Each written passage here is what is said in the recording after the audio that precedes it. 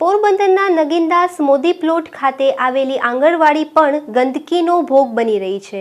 આંગણવાડી આસપાસ ગટરના ગંદા પાણી ફરી વળતા મહિલાઓને તેમાં પ્રવેશ કરવો પણ મુશ્કેલ બની રહ્યો છે। પોરબંદરના મેમણવાડા નજીક આવેલા નગીનદાસ મોદી પ્લોટમાં એક આંગણવાડી આવેલી છે। આ આંગણવાડીની સામે જ તેના પ્રવેશ સ્થળ પર ચારે તરફ ગટરોના ગંદા પાણી ફરી વળ્યા છે, તો બીજી તરફ આ વિસ્તારમાં ભૂંડનો ત્રાસ પણ બેફામ જોવા મળી રહ્યો છે।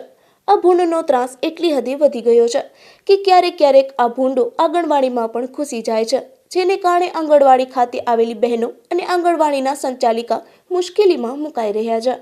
આ મામલે આંગણવાડીના સંચાલિકા બહેને અનેક વખત રજૂઆતો પણ કરી છે, પરંતુ તેનું કોઈ પરિણામ ન આવતા સ્થાનિકોનો રોષ વધી રહ્યો છે।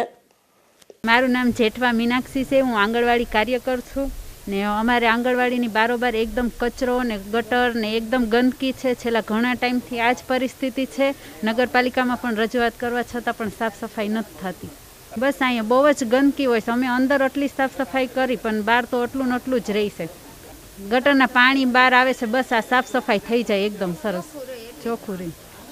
પોરબંદર નગરપાલિકાની બેદરકારીને કારણે અનેક વિસ્તારના લોકો ગંદકીનો ભોગ બની રહ્યા છે, ત્યારે પાલિકાના ઉચ્ચ અધિકારીઓ દ્વારા વીડી પ્લોટ સહિતના વિસ્તારોમાં સફાઈ અભિયાન ચલાવવામાં આવે તેવી માંગ ઉઠી રહી છે। વિપુલ રાઠોડ, ગુજરાત ન્યૂઝ, પોરબંદર।